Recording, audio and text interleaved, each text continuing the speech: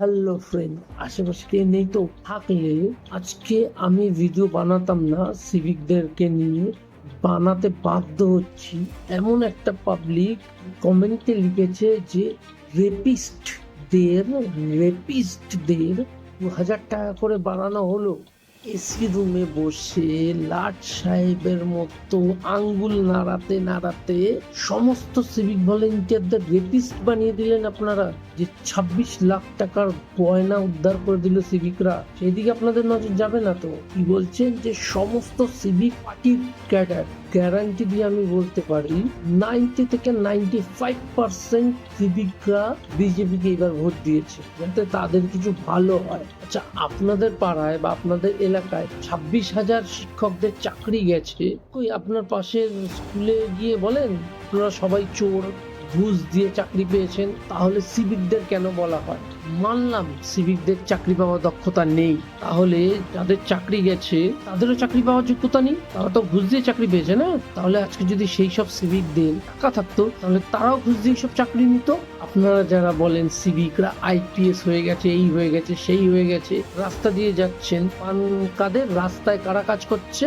সিভিকরা কাজ করছে। আর একটা জিনিস জানেন, যারা কাজ করে তাদেরই বদনাম হয়, যারা কাজ করে না তাদের কোনো বদনাম হয় না। এই 15 বছরে সেক্সুয়াল হ্যারাসমেন্ট কত কেস আছে আপনারা জানেন? আমি বলছি আপনাদেরকে, এনসিআরবি রিপোর্ট অনুযায়ী আমি 3 বছর 21, 22, 23 রিপোর্ট দিচ্ছি আপনাদেরকে। টোটাল এটাকে বলে নারীর প্রতি মোট অপরাধ 35,888 2021-এ, 2022-এ 34,738, আর 2023 সালে 34,691। এতজন যারা আছে তাহলে সবাই সিভিকে কাজ করে, সবাই রেপিস্ট, সবাই শ্লীলতাহানি কেসে জড়িত। মানে হাতে স্মার্টফোন আছে, চলো ভিউজ বাড়ানোর জন্য যা খুশি তাই বললাম, তাতেই সবকিছু হয়ে গেল না? কিছু কিছু টুকরো খবর সব জায়গায় আছে। কর্পোরেট জগতে একটুখানি ঢুকে দেখবেন তো সবচাইতে বেশি নোংরামো ওখানে বেরোবে। সেখানে কি সিভিকরা আছে?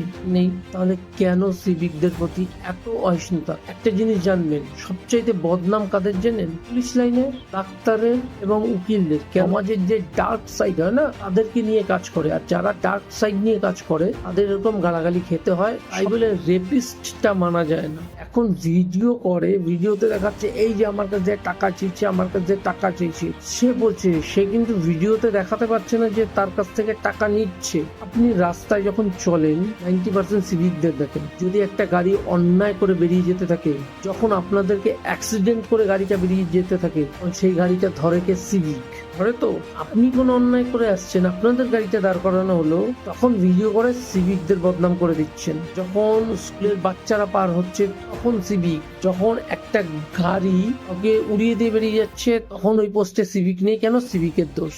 একটা জিনিস মানলাম যে অনেক চটি চাটা সিভিক আছে, কিন্তু সবাইকে দিয়ে বিচার হয় না। প্রথম তো প্রত্যেকটা সেক্টরে আছে, প্রত্যেকটা সেক্টরে আছে। আপনি যেখানে চাকরি করতে যাচ্ছেন না, হ্যাঁ আপনাকে বলছি, আপনি যেখানে চাকরি করতে যাচ্ছেন সেইখানেও চটি চাটা পাবলিকরা আছে। তাই বলি কি সবাই চটি চাটা? আপনি একবার খোঁজ নিয়ে দেখবেন, কেউ বিএ পাস করা, কেউ গ্রাজুয়েশন করা, তারা চাকরি পায়নি বা তাদের ব্যাকগ্রাউন্ড এত ভালো না যে ঘুষ দিয়ে চাকরি পাবে। যেমন 26,000 লোকের চাকরি গেছে। যদি কমেন্টে ভালোভাবে কমেন্টে আসতে হয় কমেন্ট করুন। আজকের মতো ভিডিওতে সাইনিং অফ। ভিডিওটা অনেক বড় হয়ে গেছে। জয় শ্রীরাম।